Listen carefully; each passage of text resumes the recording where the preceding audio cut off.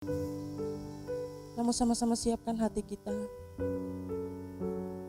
Kita mau siapkan diri kita sepenuhnya.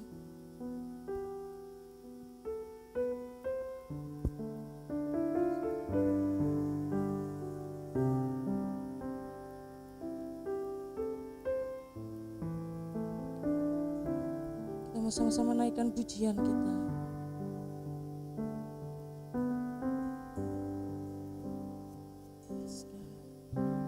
Saat ku masuk ke hadirat-Mu, bawa persembahan ke tempat kudus-Mu.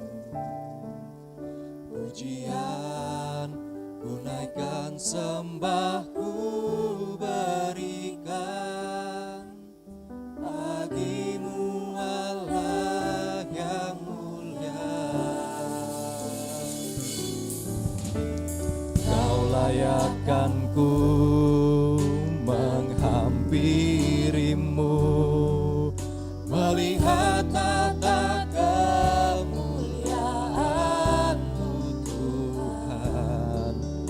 Pujian ku naikkan, sembah ku berikan bagi-Mu Allah yang mulia. Oleh kuasa darah-Mu, Kau telah tebus dosaku. Kekudusan-Mu melingkupiku,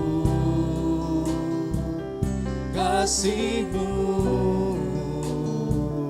mengalir memulihkan hidupku. Sungguh besar anugerah-Mu, Kau selamatkan hidupku. Ku menjadi ciptaan yang baru oleh kuasa darah-Mu. Mari kita sama-sama menaikkan pujian kita. Saat ku masuk ke hadirat-Mu, bawa persembahan ke tempat kudus-Mu. Pujian ku naikkan, sembah ku berikan bagi-Mu Allah yang mulia. Kau yang layakkan kami Tuhan. Kau layakkan ku menghampiri-Mu, melihat tata kemuliaan-Mu Tuhan. Pujian ku naikkan, sembah ku berikan bagi-Mu Allah yang mulia. Oleh kuasa darah-Mu, Kau telah tebus dosaku. Kekudusan-Mu melingkupiku, kasih-Mu mengalir memulihkan hidupku. Sungguh besar anugerah-Mu, Kau selamatkan hidupku. Ku menjadi ciptaan yang baru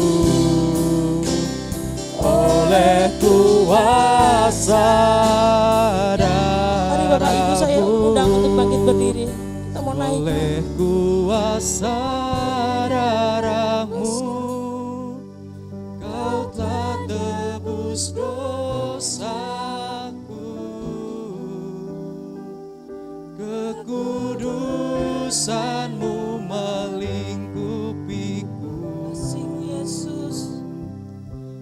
kasih-Mu yang memulihkan setiap kehidupan kami, Bapa. mengalir memulihkan hidupku. Sungguh besar anugerah-Mu, Kau selamatkan hidupku. Ku menjadi ciptaan yang baru oleh kuasa Yang terbaik kita mau katakan oleh kuasa darah-Mu, Yesus. oleh kuasa darah-Mu, Kau telah tebus dosaku. Kekudusan-Mu melingkupiku, kasih-Mu mengalir memulihkan hidupku. Sungguh besar anugerah-Mu, Kau selamatkan hidupku. Ku menjadi ciptaan yang baru oleh kuasa darah-Mu. Apa kabar? Ya, nggak lupa kan dengan wajah saya ya.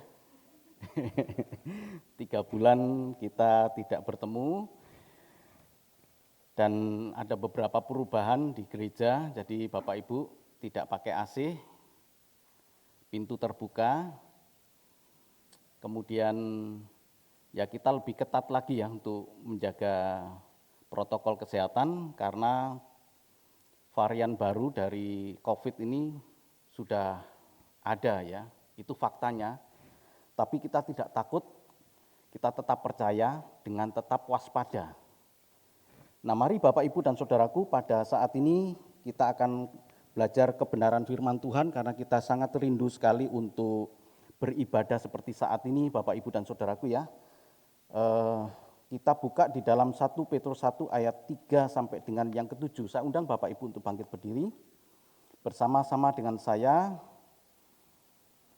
akan membacakan firman Tuhan ini dalam 1 Petrus 1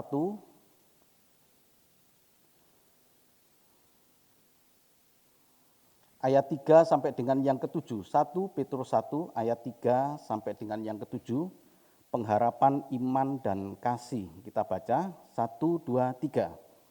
Terpujilah Allah dan Bapa Tuhan kita Yesus Kristus, yang karena rahmat-Nya yang besar telah melahirkan kita kembali oleh kebangkitan Yesus Kristus dari antara orang mati kepada suatu hidup yang penuh pengharapan, untuk menerima suatu bagian yang tidak dapat binasa, yang tidak dapat cemar, dan yang tidak dapat layu, yang tersimpan di surga bagi kamu, yaitu kamu yang dipelihara dalam kekuatan Allah karena imanmu, sementara kamu menantikan keselamatan yang telah tersedia untuk dinyatakan pada zaman akhir.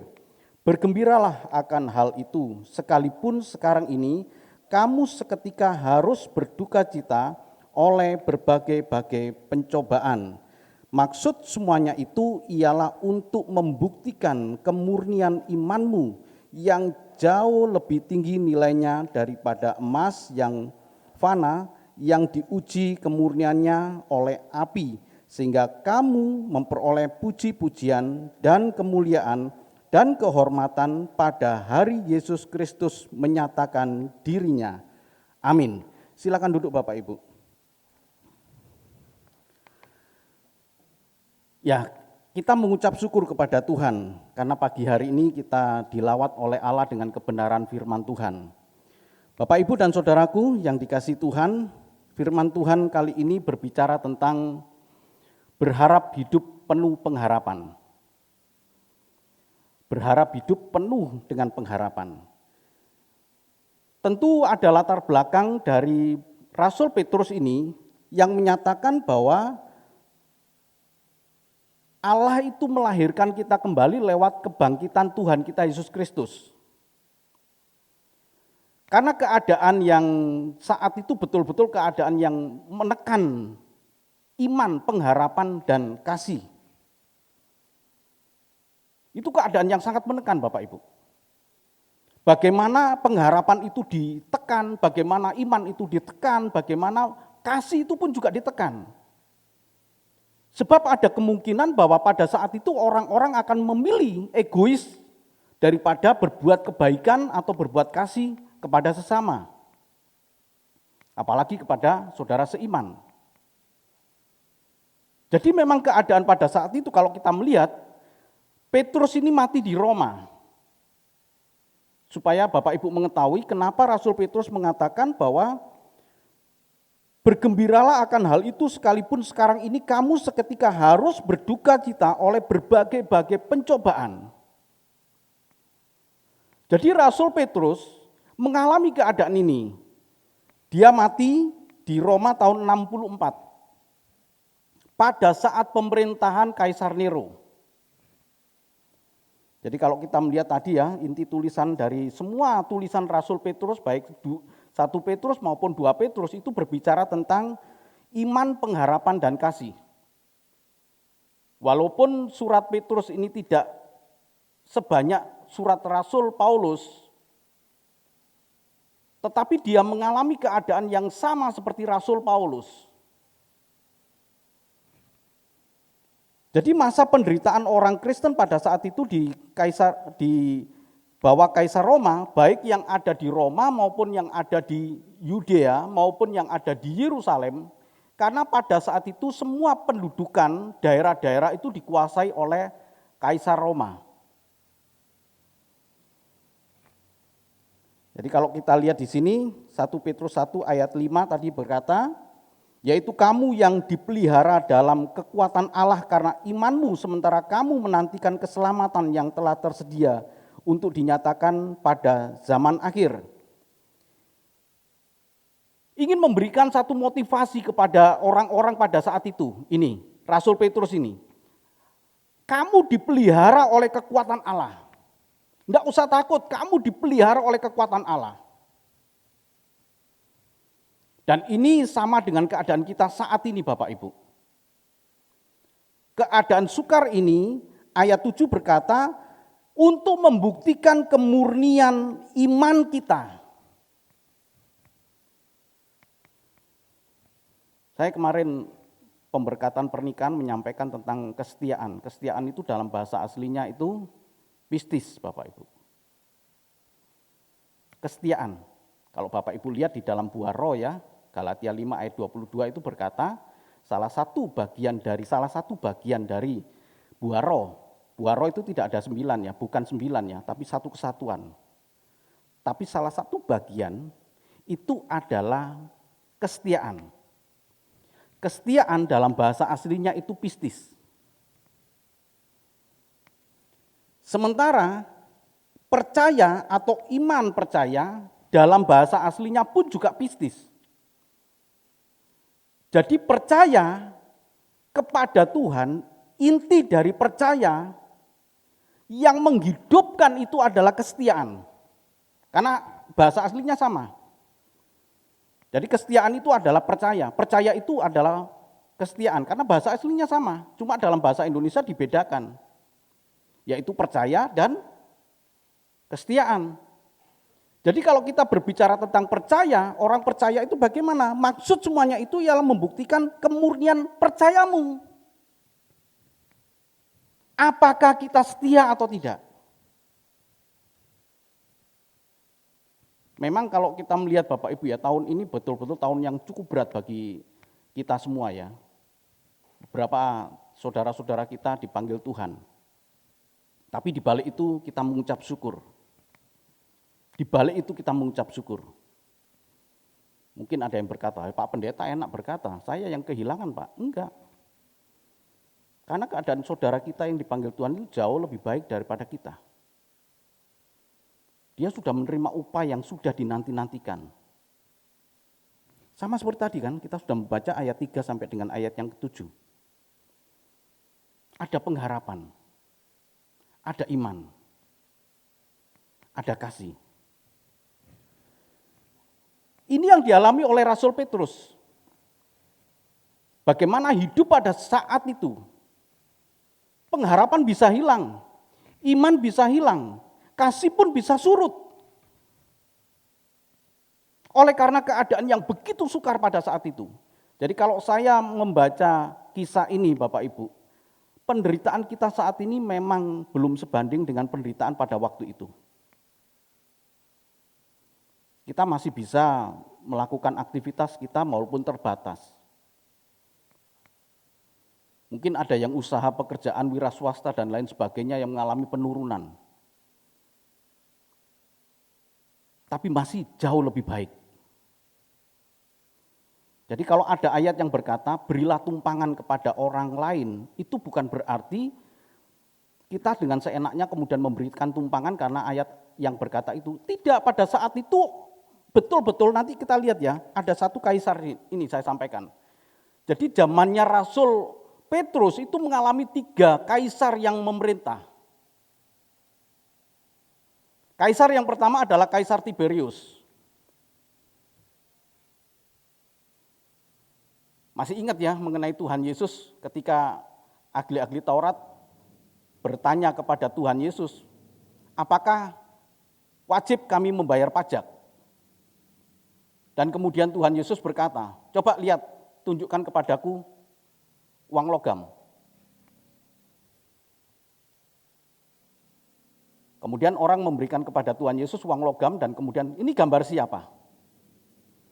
Yang ada pada uang logam itu adalah gambar Kaisar Tiberius.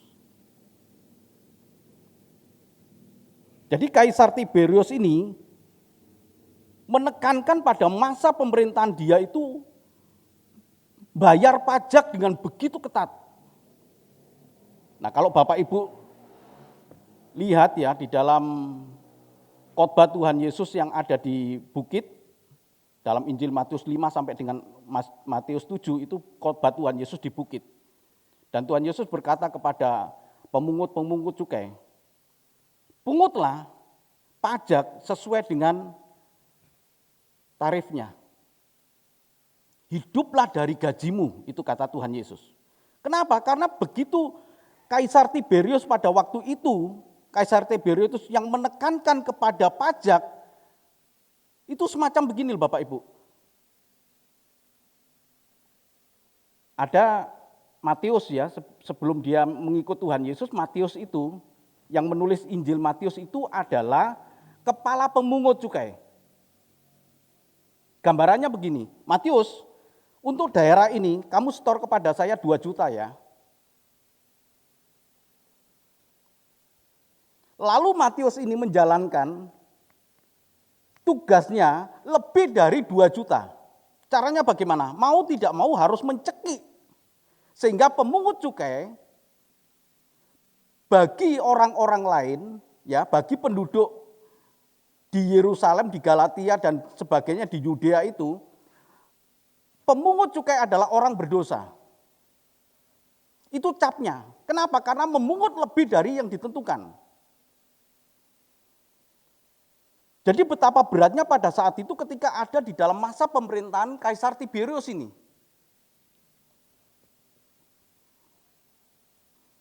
Kemudian berganti dengan Kaisar Claudius pada tahun 41 sampai tahun 54. Apa yang terjadi? Sama seperti zamannya Nazi itu. Ya, zaman Nazi itu Hitler itu ingin membunuh orang Yahudi karena menganggap bangsa dia, Armenia, itu adalah bangsa yang paling unggul. Sementara bangsa Yahudi menganggap bangsa Yahudi itu bangsa yang paling unggul. Di luar Yahudi, dia adalah anjing. Kalau bahasa kita ya, kalau bahasa yang berlaku di Indonesia ini, di luar dari agama tertentu kafir gitu loh. Jadi pada zaman Nazi itu, Hitler itu ingin membunuh 30 juta orang Yahudi yang ada di Jerman. Tapi yang terbunuh itu adalah 6 juta orang. Itu mirip dengan Claudius ini. Dia tidak ingin Roma itu diduduki oleh orang Yahudi. Dia tidak ingin, kemudian dia usir semua orang Yahudi. Nah, muncullah ayat yang berkata, berilah tumpangan. Jadi konteks berilah tumpangan pada ayat itu yang berkata, itu karena ada begitu banyak orang-orang Yahudi yang kemudian menderita karena pemerintahan Claudius ini. Coba bayangkan Bapak Ibu, dalam keadaan sedemikian hebatnya. Kemudian Rasul Petrus berkata, ayo kita punya pengharapan, punya iman, punya kasih. Andai kata itu terjadi pada kita lah. Buruk-buruk mikir orang lain, mikir hidup sendiri aja susah kok. Akhirnya tidak punya pengharapan, akhirnya tidak punya iman. Boro-boro datang kepada Tuhan. Faktanya Tuhan itu tidak menolong, iman akhirnya rontok. Boro-boro menolong orang lain, hidup saya sendiri aja susah. Akhirnya tidak ada kasih. Hancur, iman percaya itu bisa hancur. Dan kebangkitan Tuhan Yesus bisa menjadi satu hal yang sia-sia karena tidak terjadi, tidak mempunyai dampak dalam hidup kita. Ini yang terjadi Bapak Ibu. Bapak Ibu bisa baca, tolong baca, Kisah Para Rasul 18 ayat yang kedua. Itu zamannya Claudius. Petrus mengalami keadaan itu. Kisah Para Rasul 18 ayat yang kedua. Kisah Para Rasul 18 ayat yang kedua. Di Korintus ia berjumpa dengan seorang Yahudi bernama Aquila yang berasal dari Pontus. Ia baru datang dari Italia dengan Priscilla istrinya, karena Kaisar Claudius telah memerintahkan supaya semua orang Yahudi meninggalkan Roma. Paulus singgah ke rumah mereka. Ya, ini satu sepenggal cerita mengenai Claudius, fakta sejarah. Jadi betul-betul keadaan yang terjadi pada saat itu Bapak Ibu. Semua orang Yahudi meninggalkan Roma. Saya jadi ingat ketika saya diutus oleh perusahaan saya dulu waktu bekerja untuk membuka cabang di Timur Timur pada saat itu. Tim pertama berkata sangat layak untuk mendirikan pabrik kopi di Timur Timur. Tim kedua juga demikian sampai akhirnya kemudian saya diutus terakhir dan saya menyatakan tidak layak untuk membuka di sana. Andai kata itu terjadi, karena kita kan tidak tahu, baru pada tahun berapa itu ya, tahun zamannya Habibie itu, kemudian Timur Timur memisahkan diri. Pada waktu memisahkan diri Bapak Ibu, ya, semua orang dari Indonesia, orang dari, saya berjumpa pada waktu survei itu ya, berjumpa dengan orang Surabaya yang punya, ya namanya juga mall, istilah mall ya, tapi di sana tidak sebesar yang Bapak Ibu bayangkan. Nah, di sini seperti apa itu ya? Ya biasalah, bukan seperti Samilaris, bukan ya. Biasa, tapi itu sudah masuk mall itu. Akhirnya mereka meninggalkan. Rumah dijual hanya 3 juta. Dan berkata, asal bisa untuk ngangkut barang saja. Ini sama. Ketika mereka meninggalkan Roma, mereka meninggalkan harta benda mereka meninggalkan apa yang mereka punya ini pada zamannya Claudius ini.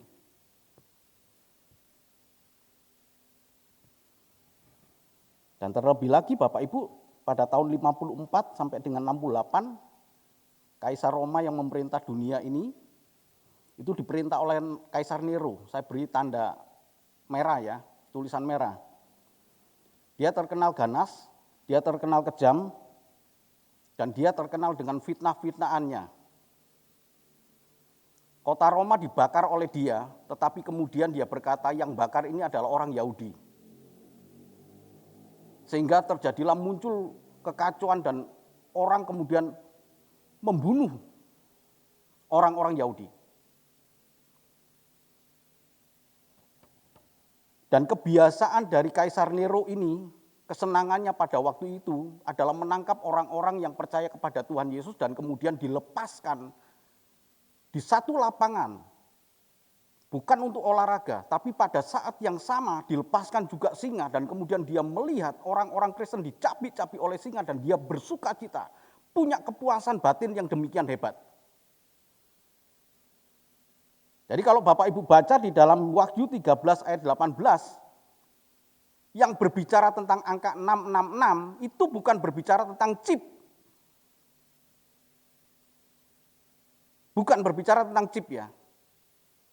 Yang beda hilang. Enggak, itu berbicara kalau diterjemahkan 666. Nama Nero itu pada saat itu orang bisa mensimbolkan. Nama Nero itu bisa disimbolkan dengan angka Romawi. Diganti, N itu diganti, E itu diganti, kemudian R diganti, O diganti. Kalau bahasa Indonesia kan Nero, tapi dalam bahasa Latinnya itu Neron. Maka Kaisar Nero itu Neron.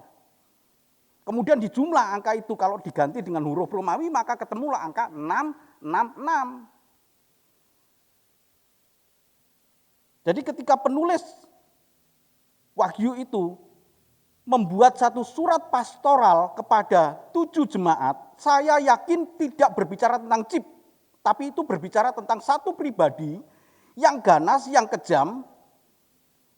Jangan sampai ada di dahi kita, artinya jangan sampai kita punya pola pikir seperti Nero.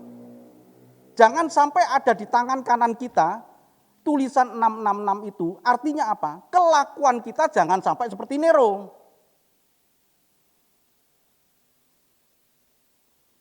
Nah Bapak Ibu, Saudaraku, inilah kehidupan pada saat itu. Jadi sekarang kalau kita belajar tentang 1 Petrus itu, bagaimana Petrus kemudian berkata supaya kita punya kasih, punya pengharapan, punya iman.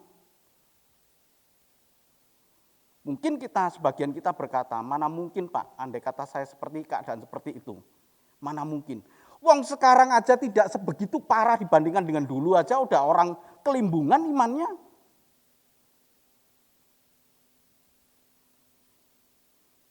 Keadaan yang sekarang ini Bapak Ibu ya, memang cukup berat, tapi tidak berat dibandingkan dengan keadaan pada saat itu. Betul-betul pertaruhan nyawa pada saat itu. Jadi kalau kita lihat di sini, saudaraku yang dikasih Tuhan, lalu iman dan pengharapan, saya coba berbicara tentang iman dan pengharapan sebelum masuk kepada berharap hidup penuh dengan pengharapan. Jadi kalau kita lihat 1 Petrus 1 ayat yang ketiga, terpujilah Allah Bapa Tuhan kita Yesus Kristus yang karena rahmat-Nya yang besar telah melahirkan kita kembali oleh kebangkitan Yesus Kristus dari antara orang mati kepada suatu hidup yang penuh pengharapan. Jadi kalau kita menggunakan bahasa aslinya anagenao ini ya, ini kan dilahirkan kembali. Artinya mengubah pikiran kita itu loh. Dalam keadaan yang sukar seperti yang tadi saya jelaskan latar belakangnya, ayo kita berubah pikiran kita, tetaplah kuat di dalam Tuhan. Sehingga memiliki hidup yang baru. Jadi dilahirkan kembali itu mengubah pola pikir kita. Kan tentu ada pada saat itu Bapak Ibu orang yang kemudian sudah mulai kelimbungan gitu ya. Aduh kok berat ya. Apalagi ditodong kan. Ditodong tetap ikut Yesus atau kamu menyangkal Tuhan. Jauh sebelumnya keadaan ini kan terjadi pada tahun, tadi saya katakan ya, jarak antara tahun 35 sampai dengan tahun 100, karena kita coba lihat ya, ini kan pada tahun 54, ya. Kenapa saya sebutkan masih panjang, pada tahun 68 masih panjang lagi Bapak Ibu, karena saya mau berbicara tentang zamannya Petrus. Zamannya Petrus dia meninggal tahun 64. Masih panjang lagi di sini penderitaan yang dialami. Belum Kaisar Demetrianus. Begitu sukar ini. Sekarang diminta untuk mengubah pikiran kita, supaya kita punya cara hidup yang baru. Jadi kalau kita lihat di sini, inilah terjemahan dari dilahirkan kembali. Jadi dilahirkan kembali itu metanoia, Bapak Ibu. Dilahirkan kembali itu mengubah pola pikir kita.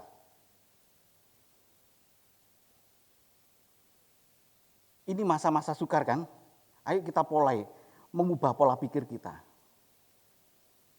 Supaya kita betul-betul menikmati hidup yang penuh dengan pengharapan itu.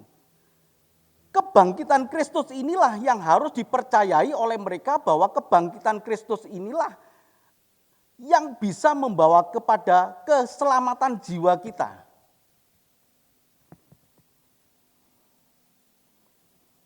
Melahirkan kita kembali oleh kebangkitan Kristus.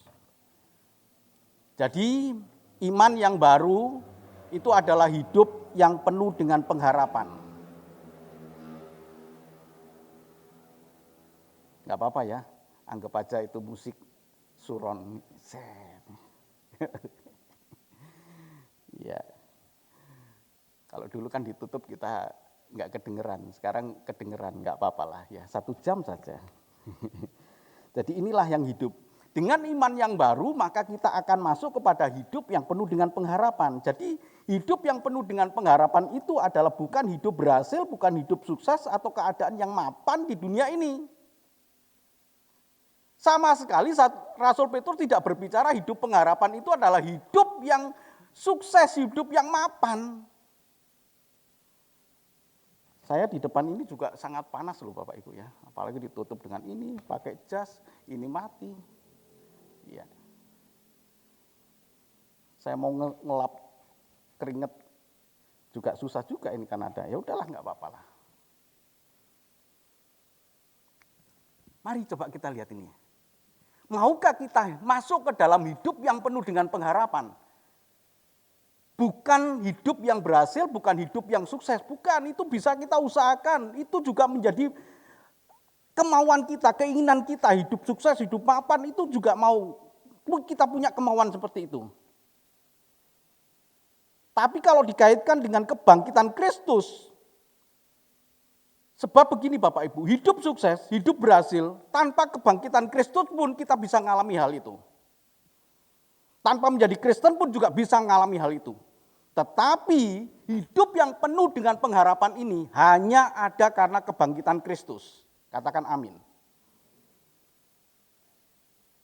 Bukan hanya kematian Kristus. Kalau Kristus mati tanpa kebangkitan, sia-sia iman kita. Jadi kebangkitan itu menunjukkan penilaian Allah Bapa. Penilaian Allah Bapa kepada Allah Anak, bahwa Allah Anak ini sukses lulus dalam menjalankan misinya.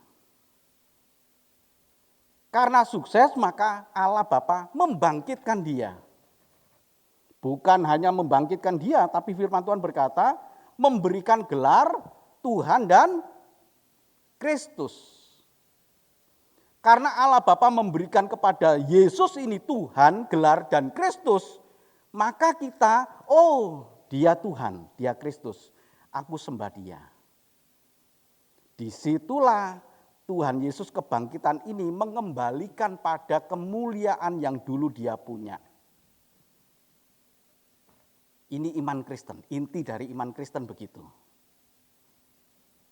Ada beberapa orang yang bertanya kepada saya dan saya jelaskan demikian, oh begitu Pak ya? Iya. Kenapa saya sembah dia? Bukan mau saya, tapi maunya Allah Bapa yang membuat dia saya sembah. Karena dia kembali kepada kemuliaannya. Tuhan Yesus bisa gagal, bisa tidak kembali kalau dia memberontak kepada Allah Bapa. Tapi kenyataannya dia taat sampai mati, bahkan mati di kayu salib. Bapak, Ibu, dan saudaraku yang kasih Tuhan, jadi hidup penuh dengan harapan itu yaitu hidup yang tidak dapat dibinasakan. Jadi ketika Petrus berkata, masuk ke dalam hidup yang penuh dengan pengharapan, itu begini. Keadaan saat itu kan Kaisar Nero yang membuat ini ya ganas ya. Jadi bukan karena Kaisar Nero, ini loh. kita akan masuk ke dalam kehidupan yang tidak dapat dibinasakan oleh Kaisar Nero.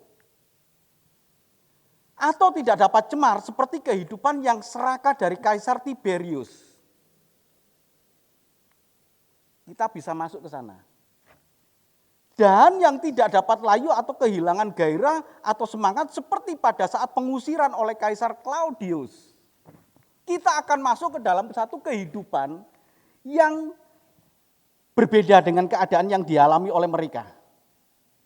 Keadaan pada saat itu bisa mereka dibunuh, dibinasakan, bisa mereka cemar, ya, kotor karena Kaisar Tiberius, bisa juga karena kehilangan gairah. Kita akan masuk ke sana. Ini bukan sekedar janji tanpa bukti. Tapi ini adalah janji yang penuh dengan pengharapan, artinya kepastian. Bahwa hari ini kita mengalami berbagai macam pencobaan, tapi suatu hari nanti kita akan mengalami kemuliaan bersama-sama dengan Tuhan. Amin. Amin Bapak Ibu. Hari ini kita mengalami begitu banyak pencobaan, tetapi suatu hari nanti ketika iman percaya kita ini dibuktikan, dimurnikan, kita mampu membuktikan iman percaya kita ini, kita akan masuk ke dalam kemuliaan yang dijanjikan Tuhan. Bapak, Ibu, dan saudaraku, jadi berharap hidup penuh dengan pengharapan. Bukan hanya tidak dapat binasa, tidak dapat cemar, dan tidak dapat layu. Tetapi memperoleh puji-pujian dan kemuliaan dan kehormatan dari Tuhan Yesus Kristus pada waktu menyatakan dirinya. Tuhan Yesus sedang menunggu kok, sedang menunggu kita. Dia sudah dimuliakan oleh Allah Bapa, tetapi legalitasnya belum. Ngerti Bapak Ibu ya? Upacaranya belum gitu loh. Kapan upacara itu terjadi? Ketika Tuhan bersama-sama dengan orang-orang kudusnya. Jadi kalau Tuhan Yesus berkata begini Bapak Ibu. Ketika perjamuan kudus terakhir ya. Ketika perjamuan kudus terakhir Tuhan Yesus berkata begini. Ini ya, aku terakhir kali minum anggur. Ini aku terakhir kali untuk minum anggur. Tetapi nanti aku akan minum bersama-sama dengan kamu. Kapan? Pada waktu sukacita nanti di dalam perjamuan kudus anak domba. Itu puji-pujian, itu kemuliaan yang akan kita dapatkan dari Tuhan Yesus pada waktu Tuhan menyatakan dirinya. Jadi Tuhan Yesus nanti bersama-sama dengan kita dimuliakan oleh Allah Bapa. Saya tidak bisa memberikan gambaran yang begitu lengkap Bapak Ibu, karena memang tidak bisa. Bagaimana kemuliaan nanti yang akan kita peroleh itu tidak dapat kita gambarkan. Tetapi itu menjadi satu kerinduan kita, bahwa kita berharap hidup penuh dengan pengharapan. Orang-orang kudus perjanjian lama selama masa hidup tidak memperoleh janji Allah yang tidak akan lebih baik dari memperoleh hidup kekal. Coba dibaca di dalam Ibrani 11 ayat 13 sampai dengan yang ke-16. Ini orang-orang kudus pada waktu perjanjian lama, ternyata dia punya pengharapan, hidup penuh dengan pengharapan. Jadi apa yang dia peroleh pada waktu dia hidup, itu jauh tidak lebih baik daripada pengharapan yang dia akan peroleh. Ibrani 11 ayat 13 sampai dengan yang ke-16, ayat yang terakhir. Ibrani 11 ayat 13 sampai dengan 16. Dalam iman mereka semua ini telah mati sebagai orang-orang yang tidak memperoleh apa yang dijanjikan itu, tetapi yang hanya dari jauh melihatnya dan melambai-lambai kepadanya, dan yang mengakui bahwa mereka adalah orang asing dan pendatang di bumi ini. Sebab mereka yang berkata demikian menyatakan bahwa mereka dengan rindu mencari suatu tanah air. Dan kalau sekiranya dalam hal itu mereka ingat akan tanah asal yang telah mereka tinggalkan, maka mereka cukup mempunyai kesempatan untuk pulang ke situ. Tetapi sekarang Mereka merindukan tanah air yang lebih baik, yaitu satu tanah air sorgawi. Sebab itu Allah tidak malu disebut Allah mereka, karena Ia telah mempersiapkan sebuah kota bagi mereka. Amin. Bapak Ibu dan Saudaraku, ayat 15, Bapak Ibu, ayat 15, saya sedikit menjelaskan di ayat. Dan kalau sekiranya dalam hal itu mereka ingat akan tanah asal. Ini kan cerita tentang Abraham ya. Mengalami begitu banyak perjalanan hidup yang memang tidak baik, perjalanan hidup yang penuh dengan tantangan. Kalau aku ingat, ini Abraham ya, saya memposisikan diri, kalau aku ingat tanah Ur Kasdim, saya punya kesempatan untuk balik dan tidak menuju pada tanah yang dijanjikan. Sebab menuju tanah yang dijanjikan, ini ternyata tidak begitu baik. Perjalanannya penuh dengan tantangan. Aku punya alasan untuk kembali. Hari ini saya menyampaikan kepada Bapak Ibu, perjalanan hidup kita adalah perjalanan yang penuh dengan tantangan. Bapak Ibu punya alasan. Untuk apa saya jadi Kristen? Kalau memang begini, saya kembali lagi aja ke tanah asal. Enggak perlu saya jadi Kristen. Itu aplikasinya. Tapi ayat 16 berkata, tetapi sekarang mereka merindukan, enggak, aku punya tujuan. Saya mau kepada tanah yang dijanjikan. Karena tanah itu jauh lebih baik. Merindukan satu tanah air yang jauh lebih baik. Hari ini kita mendapatkan kebenaran firman Tuhan, tanah itu adalah tanah yang penuh dengan pengharapan. Pengharapannya apa? Mendapat puji-pujian dan kehormatan dan kemuliaan bersama-sama dengan Tuhan kita Yesus Kristus. Sama seperti orang-orang kudus pada waktu itu. Dia punya alasan untuk kembali kepada tanah asalnya, tapi tidak. Dalam iman mereka telah mati sebagai orang-orang yang tidak memperoleh apa yang dijanjikan. Maksudnya begini Bapak Ibu. Kenikmatan hidup, kok enggak ya? Ternyata enggak. Ketika sudah memperoleh anak, kemudian Tuhan berkata, persembahkanlah anakmu. Jadi Bapak Ibu dan Saudaraku yang kasih Tuhan, dengan keadaan yang begitu sukar ini, iman, pengharapan, dan kasih kita bukan semakin surut, tapi semakin bertambah-tambah. Amin. Supaya kita masuk kepada satu hidup yang penuh dengan pengharapan. Tuhan memberkati. Amin. Terima kasih Tuhan. Terima kasih Tuhan. Engkau sungguh baik. Engkau sudah memelihara hidup kami. Engkau sudah memberikan kekuatan kepada kami Tuhan sesuai dengan kebenaran firman Tuhan hari ini. Kami sungguh bersyukur kepada Engkau Tuhan. Pada tangan kami ini ada roti sebagai lambang tubuh Tuhan. Dan anggur sebagai lambang darah Kristus yang sebentar akan kami makan dan minum mengingat kembali tentang kasih-Mu yang begitu besar. Engkau Tuhan Allah yang merelakan dirinya masuk ke dalam dunia yang hina ini dan menjadi serupa dengan kami. Terima kasih Tuhan, terima kasih. Dan inilah kebenaran firman Tuhan. Sebab apa yang telah kuteruskan kepadamu telah aku terima dari Tuhan. Yaitu bahwa Tuhan Yesus pada malam waktu Ia diserahkan mengambil roti. Dan sudah itu Ia mengucap syukur atasnya. Ia memecah-mecahkannya dan berkata, inilah tubuhku yang diserahkan bagi kamu. Perbuatlah ini menjadi peringatan akan aku. Mari kita angkat roti dengan tangan kanan kita lebih tinggi dari kepala kita. Hormat akan tubuh Tuhan.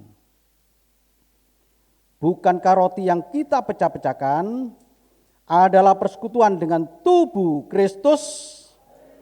Dalam nama Tuhan Yesus, kita makan tubuh Tuhan.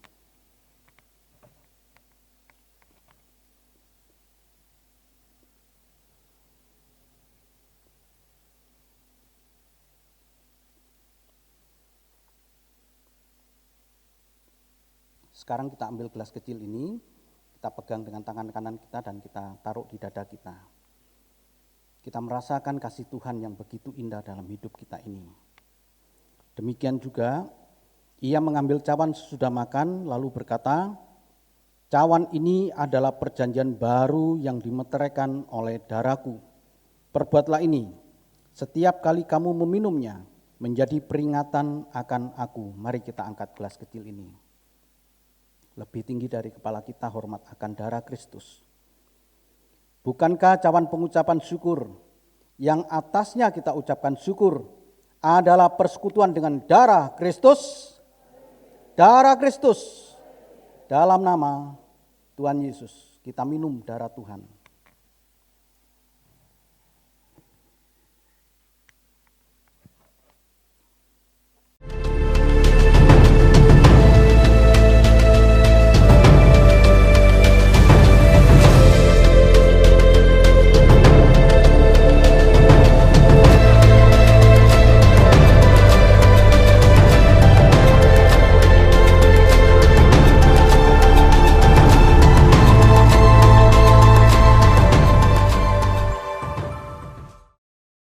Bapa dalam kerajaan surga, syukur dan terima kasih kepada Engkau Tuhan. Engkau sudah menyertai dalam ibadah kami dari awal sampai pada akhirnya. Saatnya kami meninggalkan tempat ini, kami pulang ke rumah kami masing-masing dengan membawa sukacita, dengan membawa berkat-berkat-Mu Tuhan. Bapak, Ibu, dan saudaraku yang sangat dikasihi Tuhan, terimalah berkat dan anugerah dari Allah Bapa di surga.